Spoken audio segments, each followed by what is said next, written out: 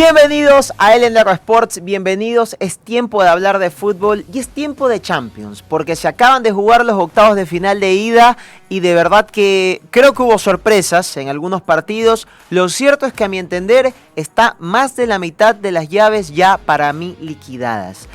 Vamos a repasar los partidos más importantes y por qué creo que están liquidadas, ¿no? Hablando un poco, contextualizando de qué pasó en cada uno de estos partidos y cómo se ve el panorama para estos equipos ya pensando en la vuelta de la próxima semana. Tenemos el lado derecho y el lado izquierdo. Lo cierto es que ya van jugándose los partidos y solo quedan un partido para cada uno la próxima semana, como estaba diciendo, para finalmente ver quiénes van a clasificar, pero con tendencias ya marcadas.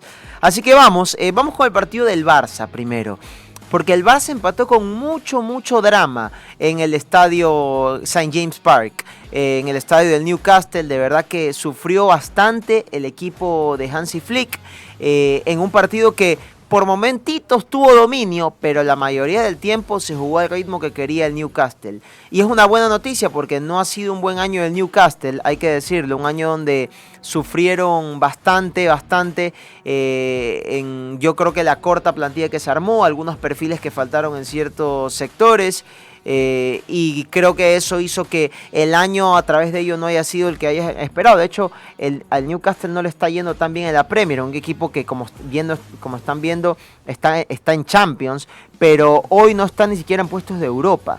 Es más, se habla mucho y se critica mucho a Howe porque él tiene su forma de jugar, de alto ritmo, mucha presión alta, el 4-3-3 que rara vez varía, y bueno, esta temporada estando fuera de Europa en el puesto número 12, y era muy importante esta Champions, y de verdad que el Newcastle creo que lo mereció casi todo el partido. El Barça es verdad que por momentos le hizo daño por ese lado con Cancelo, con Rafinha, que jugaron por izquierda ambos.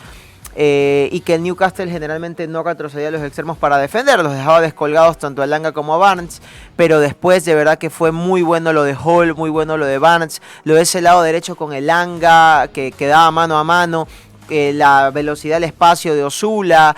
De verdad que fue un plan de partido que yo creo que fue muy superior para el equipo de Eddie Howe, metiendo bien también, escogiendo a los intérpretes, porque una de las novedades que habían es que Anthony Gordon, que es una de las figuras que venía jugando de 9, lo sacaron.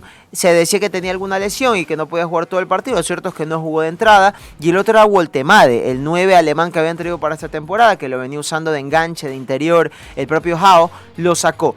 Puso jugadores más de ir al espacio, Joelinton, Ramsey, el mismo Zula, Elanga. Cambio de características, pero yo creo que ajustándose al plan de atacar ese achique del Barça que muchas veces quedaba en línea, como le suele pasar al equipo de Hansi Flick, que como digo, tuvo momentos de dominio con Pedri, pero después en el segundo tiempo de verdad que el equipo se apagó. Yamal no tenía ayuda para encarar. De hecho, dato interesante, primer partido de Yamal en lo que va de su carrera de que termina con 0 regates y 0 intentos de regate. Bueno, esto habla yo creo que de la fortaleza que tuvo el Newcastle para no dejarlo mano a mano, y además que no jugó Koundé por lesión y tuvo que jugar a Araujo, que quedaba haciendo línea de 3, no tenía ayudas por ese lado porque el que estaba más de enganche tirado hacia ese sector era Fermín. Lo cierto es que de verdad que el Barça no jugó un buen partido y lo termina salvando ese error, yo creo, de por parte de Thiaw, del Malik Thiaw, el central de Newcastle ex Milan, que tampoco está haciendo el fichaje que se esperaba, muchos errores, acá este penal sobre Dani Olmo, que termina dando el empate al Barça, y lo otro es que el Newcastle se comió muchos goles, ¿no? Porque así como valoramos el sacrificio de Elanga, que generaron bastante, de verdad que de cara al arco o la jugada se finalizaba mal o literalmente pateaban a las manos de John García, que también tuvo un muy buen partido, ¿no? Pero bueno, el Barça el segundo tiempo bajo, de paso Flick sacó a Pedri al minuto recién, lo sacó a Pedri muy temprano, al 70, por Dani Olmo, y también sacó a Lewandowski, metió a Rashford, que creo que eso era un poco más lógico. Bueno, termina en una presentación muy mala del Barça, que si ya el 1-0 era mucho premio, este 1-1 termina siendo oro en polvo en lo que puede ser la vuelta para el partido que se va a jugar en el Camp Nou. De ahí, esas mismas fotos déjalas ahí, Chino, que estas sí son del partido del Chelsea contra el PSG, porque el Chelsea se complicó ante el PSG, un partido que fue muy parejo durante el trámite, que hubo dominio alternado entre ambos equipos, termina en una goleada 5-2 del PSG. ¿Que hay ribetes de cómo explicar esto? Pues yo creo que sí. Me parece que el Chelsea hizo un muy buen primer tiempo. Cuando digo un muy buen primer tiempo es que de verdad creo que se compitió bien. Hizo algunos cambios en la alineación inicial de Rossenior, ¿no? Por ejemplo, puso de titular a Jorgensen en vez de Robert Sánchez, que esta es una decisión que termina siendo polémica para mal, porque es verdad que Robert Sánchez es un arquero con tendencia al error y que viene siendo muy criticado hace años en el Chelsea. De hecho, yo creo que es una de las posiciones que no ha reforzado y han tenido que. Metió a Jorgensen, que es el danés, que literalmente le regaló 2 goles al rival. Uno de un mal saque cuando el partido estaba 2-2, cuando todo estaba más para el PSG, pero sin mucha pegada ni profundidad. Pues bueno, vino el regalo de Jorgensen que desequilibró todo, y en el 5-2 también hay una complicidad que termina siendo el gol para mí que sepulta al Chelsea, creo, sus grandes chances de pensar en clasificar unos cuartos de final. Pero en lo general hizo algunos cambios, como mandar a Pedro Neto a la izquierda, tener a Reece James y a Enzo Fernández interiores junto a Moisés Caicedo más en la base, y que funcionaron, porque más allá de los primeros minutos donde yo creo que comienza sufriendo el lado de malo gusto, con Barcolá, ahí el Chelsea, hubo triangulaciones para buscar rápido al espacio. Triangulaciones entre Enzo Fernández, Pedro Neto, que corrió mucho por ese lado, sino del otro lado siempre Enzo Fernández como eje, mandar a Palmer también a que quede de cara a puerta desde ese extremo derecho. Fueron patrones que se repitieron mucho. De hecho, Enzo tiene que ver mucho en las mejores llegadas y también en los goles. El pase que le pone, aparte del gol que mete él, el pase que le mete a malo gusto para que quede mano a mano y termine definiendo lo que había sido el 2-2 circunstancial hasta ese momento del partido. Es decir, creo que de verdad estaba haciendo un muy buen primero el tiempo del Chelsea, un muy buen arranque del segundo tiempo, donde incluso vuelve a empatar el partido, porque de un ataque del Chelsea había venido uno de los goles del PSG, el 2-1 para adelantarse de nuevo. En el peor momento del PSG, el mejor momento del Chelsea. Bueno, creo que termina siendo un resultado algo injusto por el trámite. De hecho, estaba viendo los goles esperados y el Chelsea tiene más goles esperados que el PSG. Tiene 1.57 y 4 grandes ocasiones creadas. El PSG 0.90 y 2 grandes ocasiones creadas. Creo que te hablan un poco de lo que fue el partido de ambos. Un PSG que viene flaqueando la estructura ya hace algunos meses. De hecho, sufrió mucho la llave ante el Mónaco para clasificar. El otro día perdió con el mismo Mónaco por liga en el Parque de los Príncipes como locales.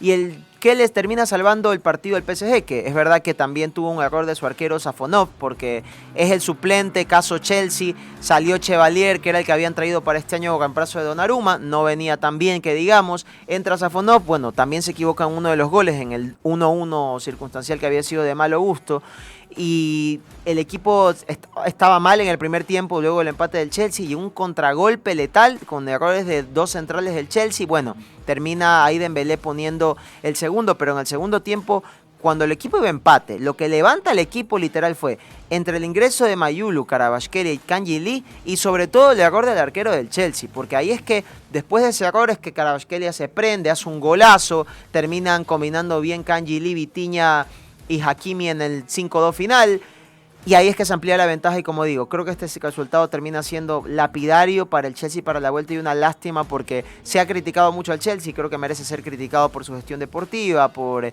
cómo se dio toda la salida de Maresca y los ingredientes y que esto conllevaba, pero bueno, la llegada de Rossenior me parece que era un acierto también, igual un tipo que hizo jugar muy bien al Estrasburgo de Francia, que es uno de los clubes multipropiedad que tiene el Chelsea, y está, creo que comenzando a plasmar su idea en el equipo, y en el primer tiempo yo creo que se vio claramente, incluso en momentos del segundo, ya después los cambios, los malos cambios, porque se equivocan a lectura metiendo a Delap, a Lavia, sacando a las dos figuras que eran Palmer y Enzo Fernández, Palmer sí, y Enzo Fernández, y Joao Pedro, perdón.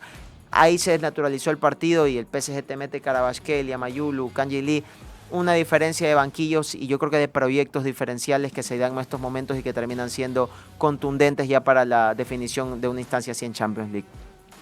El siguiente partido que vamos a hablar va a ser el del Atlético y el Bayern. Cortito de los dos mencionar, porque el Atleti aprovechó un Tottenham que viene muy mal en la Premier, viene peleando descenso, y que la presentación que tuvo, a mí me parece que el partido del Tottenham no era mala la intención. Quiso ir a presionar alto Igor Tudor, que es el entrenador, puso una línea de 5, 3 volantes y doble 9, pues qué mal salió, ¿no? Porque sacó al arquero titular, que generalmente es Vicario, que sí, viene una temporada mala y que era justificado incluso meter a Kinski, Lo que pasa es que Kinski se equivocó en 2 de los 3 goles. Lo terminan sacando al minuto 17 porque el equipo iba perdiendo 3-0. Ya desde ahí el partido estaba desnaturalizado. El partido termina 5-2 al final porque hubo un error de Oblak sobre el final que permitió el segundo gol del Tottenham. Antes hubo una buena jugada ahí entre Pedro Porro y Richarlison. Tuvo empuje el Tottenham por momentos. Yo no digo que todo haya sido malo, pero los errores de Van de Ven y sobre todo de Kinski terminaron siendo lapidarios porque se equivocan y estaban siendo goleados desde muy temprano. A eso súmale que cuando yo entró Vicario les meten el cuarto de una pelota parada. Bueno, termina el partido como termina, ¿no? 5-2 para el Athletic, que tuvo niveles individuales muy altos de nuevo. La calidad de Griezmann y Julián Álvarez para combinar rápido. A un toque juegan los tipos, tienen otro tipo de manejo. El partido de Marcos Llorente empujando tanto por dentro como por el costado derecho, ayudando a Juliano Simeone. De verdad que fue un partido simple para Atlético de Madrid, pero con niveles individuales altos y aprovechando los errores del rival. Y el Bayern algo parecido. Porque, y aquí quiero hablar también del Atalanta, que es a quien termina goleando 6-1 en Bérgamo, o sea, de visitante. Es verdad que el Bayern para mí hoy es el mejor equipo del mundo. Ya lleva haciéndolo un buen tiempo, creo, de hecho, pese a alguna laguna que ha tenido tanto en Champions como en Bundesliga. Pero el Atalanta hizo algo rarísimo. Al Atalanta lo dirige el señor Paladino, que era exentrenador del exentrenador de un equipo del Monza, de la Serie A.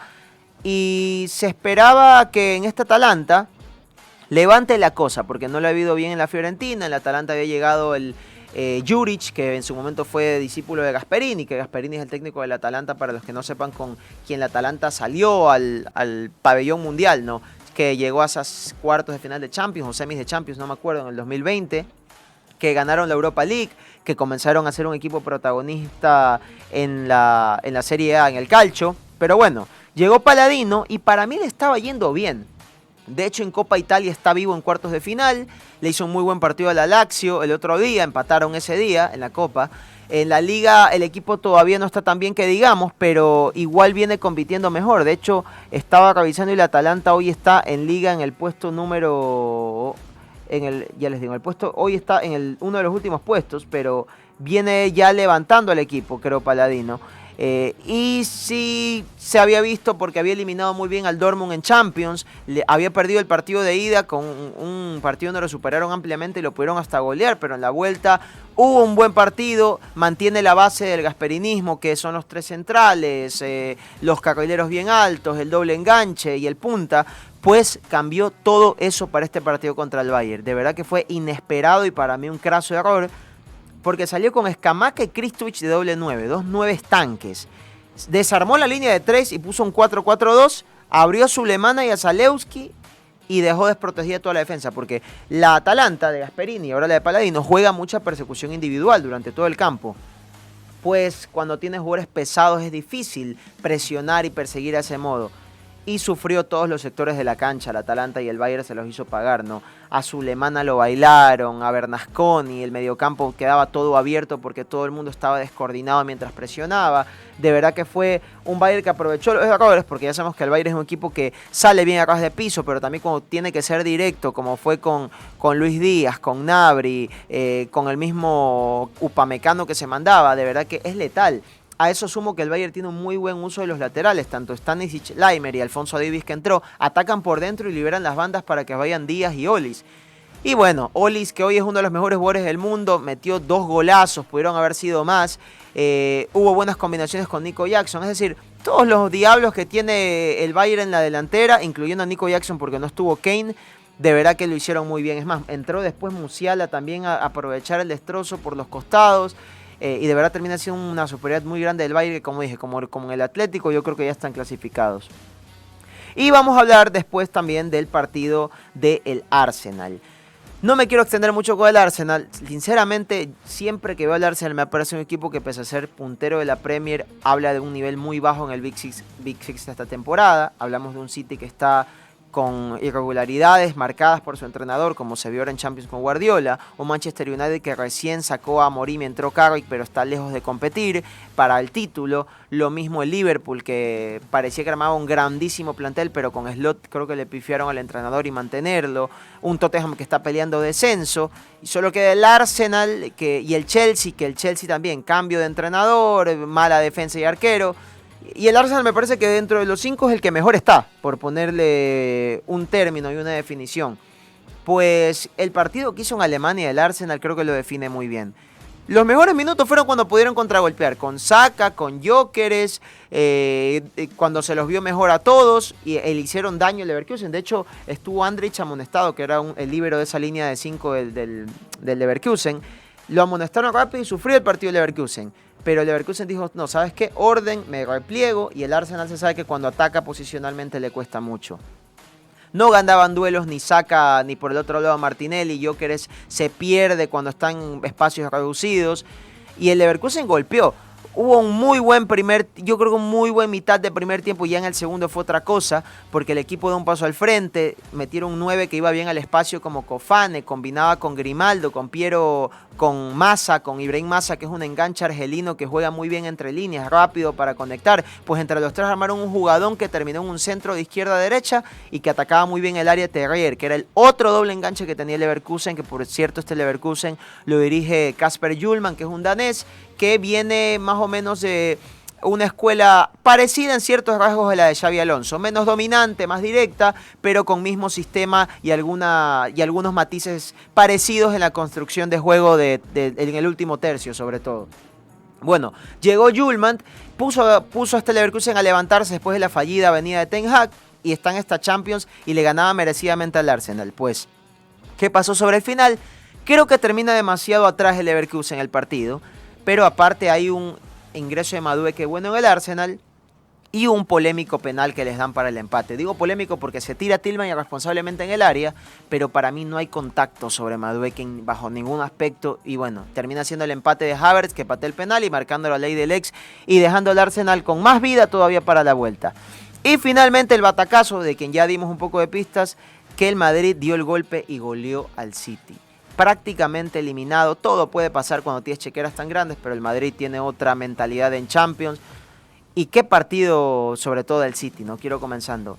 Porque Guardiola venía al equipo no siendo una máquina, pero habían cambiado, estaba jugando con mucho enganche, como Cherki, como Bernardo Silva, Aït-Nouri, Semenyo quedaba más como 9 cuando no estuvo Haaland. Ya no jugaban con Savinho ni con Doku de extremos. O'Reilly estaba jugando de extremo por izquierda, tirado hacia adentro obviamente. Y así Guardiola le estaba yendo mejor en la Premier. Estaba controlando más los partidos, que era un imperfecto que lo había marcado los últimos 2 o 3 años. Pues no sé por qué, pero cambió todo. Doku, Savinho de titulares, Haaland, Semenyo en doble 9. Bernardo Silva junto a Rodri en el mediocampo, que eso ya sí venía haciendo. Vuelve Kusanova lateral derecho, vuelve O'Reilly lateral izquierdo, y de verdad que el equipo fue un despropósito total. No estaba haciendo malo su partido antes del primer gol del Madrid, pero son errores que ya se saben que podían pasar. Primer gol del Madrid, pelotazo largo de Courtois, bien direccionado, fue un gol trabajado porque atrajo a la presión del City, y Valverde, que fue el MVP de la cancha, creo que jugó el mejor partido de su carrera, Pajarito Valverde le gana la espalda a O'Reilly y define contra un Courtois que sale muy temprano, yo creo. 1-0. De ahí, era lo mismo el City, 3-5-2 con la pelota, los tres centrales, bien abiertos los dos extremos, Savinho y Doku, todo pasaba por ellos. Savinho, que sigue un momento muy bajo en el City, no ganó un solo duelo. Doku, que inició bien, se fue nublando ante la falta de último pase, que es normal en un extremo de características más físicas que de otra cosa. Y pues de esa forma el City de verdad que no estuvo casi nunca cerca en el primer tiempo. Y el Madrid, bueno, aprovechó, ¿no? Porque el Madrid tuvo un 4-4-2 más compacto, buen repliegue. Thiago Pitarch, que es un juvenil que jugó hace poco en España sub-20, de verdad que hizo un muy buen partido, cerca de los cruces, para hacer apoyo a sus compañeros. El partidazo de Brahim y de Vinicius, ambos con asistencia en los contragolpes, los dos a Valverde. Y Valverde, como dije, no fue la figura, tanto abierto en el 1-0 como después picando en diagonal en el segundo y el tercero. tercero. De verdad, partidazo, yo creo que en líneas generales del Madrid, con mucha firmeza, salvo Alexander-Arnold que sufrió por momentitos a Doku, pero en el segundo tiempo cuando se les vino el City adelante, ya con cambios, pese a que entraron tarde Cherki y Nouri, cambió Guardiola sacando en el entretiempo a Savinho y dejando por fuera a Semenyo y por dentro a Reinders. Bueno, llegó más el City, tuvo algunas atajadas importantes Courtois, pero lejos de merecer ganar el partido, y creo que lo hizo muy bien el Madrid, que como dije, por su aura en Champions, por la historia, dudo mucho que les remonten un 3-0 y es otra de las llaves que ya parecen liquidadas. Y una lástima por Guardiola, ¿no? Que como dije, venía bien y bueno, se le cruzaron los cables y sus convicciones y pasó todo esto. Y por último, vamos a mencionar algunos resultados más que se dieron, que fue la derrota de Liverpool en Turquía ante el Galatasaray. Bueno, esta que estamos viendo aquí, que es la goleada del Bodo Glimt, que sigue haciendo historia en Champions, goleó al Sporting, un partido donde era favorito el Bodo, que si queremos el Bodo a quien viene eliminando, ¿no? El Bodo viene eliminando al Inter de Milán, antes le ganó al Dortmund, le ganó al Atlético de Madrid, le ganó al City, y el equipo de Noruega sigue yendo hacia arriba, ahora goleando al Sporting de Lisboa. Y el otro partido es el del Liverpool con el Galatasaray, la visita fallida del Liverpool a Turquía, que pierde de nuevo 1-0, porque ya en la fase de grupos se habían enfrentado y había quedado el mismo resultado a favor del Galatasaray. Y bien, con esto va con la desventaja mínima Inglaterra, pero debería ser un partido manejable de todas formas, así como el Newcastle-Barça, por ejemplo, y también creería yo el Leverkusen-Arsenal, que son para mí las únicas 3 llaves que todavía están todas abiertas. De ahí hasta la del Bodo, yo considero que todo está hecho. Pero bien, este fue el programa de hoy. Saben que pueden seguirnos aquí en nuestro canal de YouTube de La Nueva República. Subimos videos de lunes a viernes a las 3 de la tarde. Estamos, por supuesto, también en nuestra cuenta de Instagram como LNR Sports EC. Subimos la mejor información deportiva a nivel nacional e internacional. Soy Mauricio Bermúdez. Me pueden encontrar en mi cuenta de Twitter como Mauricio Bermúdez 20. Fue un placer haber estado con ustedes y será hasta el día de mañana.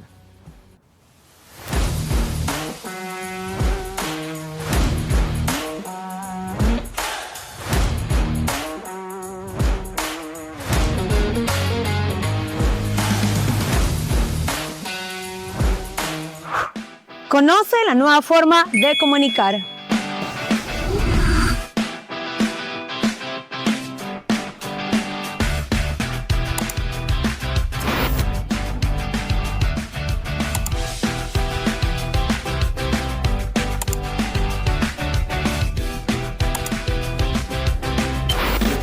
Somos La Nueva República, su canal digital.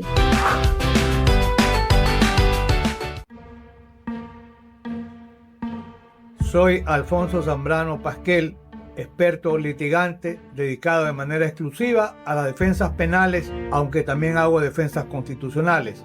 A lo largo de mi ejercicio profesional he patrocinado a figuras importantes de la política ecuatoriana, a importantes banqueros y empresarios. En mi especialidad veo temas relacionados con delincuencia económica, lavado de activos, prevaricato, peculado, cohecho, concusión, enriquecimiento ilícito, y sigo en la actividad profesional, asesorando, siendo consultado y representando penalmente a quienes me convocan. Cuento con un equipo de abogados junior y senior que me acompañan en las audiencias. Estoy a vuestra disposición.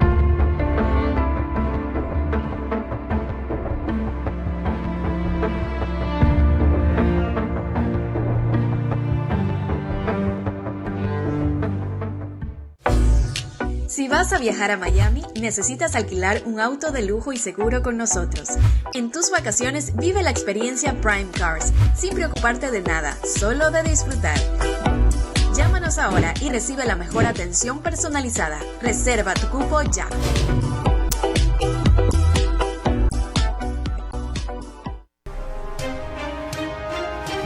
Pensamiento crítico es análisis, información y entrevistas. Junto al Dr. Alfonso Zambrano Pasquel. Por La Nueva República. Síguenos en todas nuestras redes sociales y visítanos en www.lanuevarepublicaec.com.